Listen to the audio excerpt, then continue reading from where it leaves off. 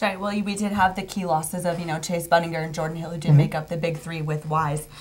So, Jordan Hill really added height in that, in the center position. So how are you going to overcome the, the rebounding deficit that's possible? Because, you do have the center in Kirill Nadayasko, but he, is a true freshman. So, how do you plan to overcome, a possible disadvantage there in the low post?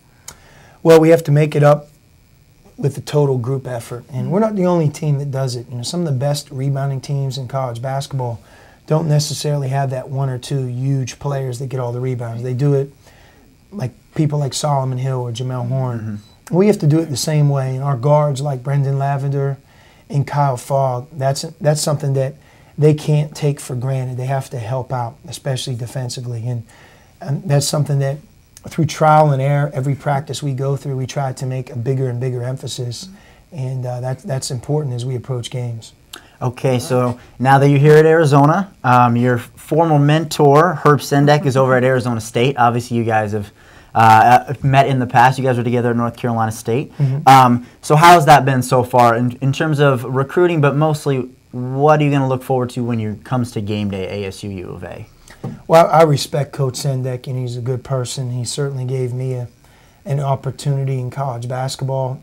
And when I think of him, I think of good things. But, I'm the coach at Arizona, and I recognize the importance of the game against Arizona State. And it's one we want to be ready for and be at our best. The fact that he's their coach is irrelevant at that point. And what you learn in college basketball, I've coached against probably the best friend I have in coaching, Thad Matta, in an NCAA tournament game that was really important. Last year I coached against the school that I went to, University of Pittsburgh, and Charlie Cole's at Miami of Ohio, someone I've worked with. So as you continue to coach, you always have those stories within the game, and that's nothing more than that, a story within the game, and that's a big game for our university and program, and we'll be ready when we play them. Well, speaking of recruiting, I mean, it's obviously been tumultuous the past couple of years with just the change in coaching, just kind of the transition. So what would you say is your key to, because you landed some really good freshmen this year, in the 5 freshmen that we have now, Derek Williams, Momo, Solomon Hill, really that. So what would you say is your key to recruiting players like that and convincing them to come to a school like Arizona? Well, we have a great tradition. The only thing you have to do as a young player is turn on the NBA, or last spring the NBA playoffs, and you see that there aren't former Arizona players just on the team. They're excelling. Andre Iguodala, an NBA All-Star.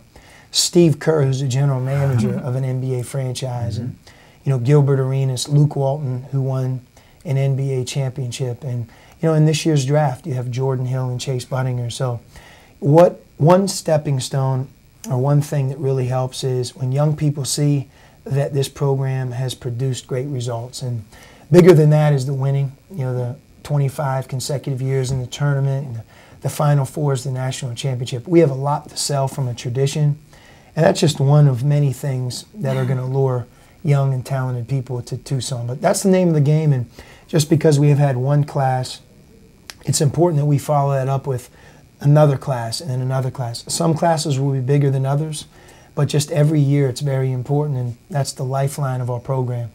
All right. Well, thanks a lot for joining us tonight, Coach. We'll let you go. It's your birthday. But before you go, we do have a gift for you, birthday gift, I guess, but also your sons as well. So awesome. There's one big one in there for you. We're proud, and so I. So all right. Awesome. Thank you so very much, Coach.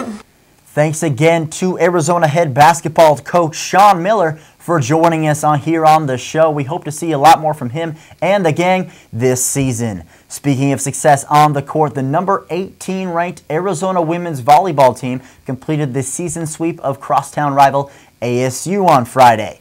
The Cats prevailed with a 3-0 win in front of 2,300 fans at the McHale Center. Junior Whitney Dodsey had 14 kills, while Courtney Karst and Tiffany Owens added 11 each in the victory. It was the first time the Cats had swept the season series since 2005. The Cats will close out their home schedule this upcoming weekend as they play host to Stanford and California. Now, Ben, it is that time in the show where we can continue talking about the exciting weekend Arizona football has coming up. College game day is here. There will be a red out in Arizona Stadium, and the Pac-10 leading Oregon Ducks are in town. That's right, they are, Maddie. And except for that one little hiccup against the smart kids down at Stanford, who seem to be running through top 10 teams like it's their job, these Oregon Ducks could be in discussion for the BCS National Championship. Of course, they are at the top of the Pac-10 now. They will have to worry about this Arizona team who comes in right behind them on their heels. We said they control their own destiny. But the big news for Oregon fans is LeGarrette Blount has been reinstated for that team, and he will be able to play. He didn't see any snaps last week, but he may play this week against Arizona. That's right. Well, as you were saying, quarterback Jeremiah Masoli is much like the quarterback Dennis Dixon that Arizona did see 2 years ago in Tucson, where the Ducks were ranked number 2 and the Cats actually won here in Tucson. So that's going to be another key matchup. You know, I feel that Arizona now definitely has a decisive home field advantage, which could definitely work in our favor. Which I think is a good thing for the Cats. You know? Yeah, absolutely. They are 12-2 in their last 14 home games, so that's obviously a big factor in this one. We'll see how it shakes down. That's obviously the big matchup and one of the biggest games we've seen, at least I've seen here in Tucson since I've been here, and I've been here for a long time. Absolutely. Mm-hmm. Well, it is also senior day at this game because it is the last home game of the Arizona football season. Mm-hmm. Arizona will be honoring 23 seniors at this game.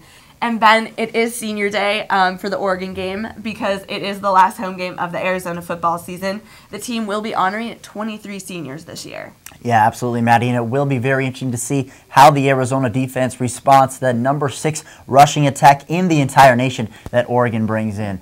All right, first year Chip Kelly will lead the Ducks in here on Saturday. Everyone's excited. A lot of electricity in the air around campus. So we will see you there on Saturday. But most importantly, we will see you next week here on the ZonaZoo Sports Report, where we will have all the news, analysis, and highlights. For Ben Gabrielson and Maddy Rundin, bear down, Wildcats.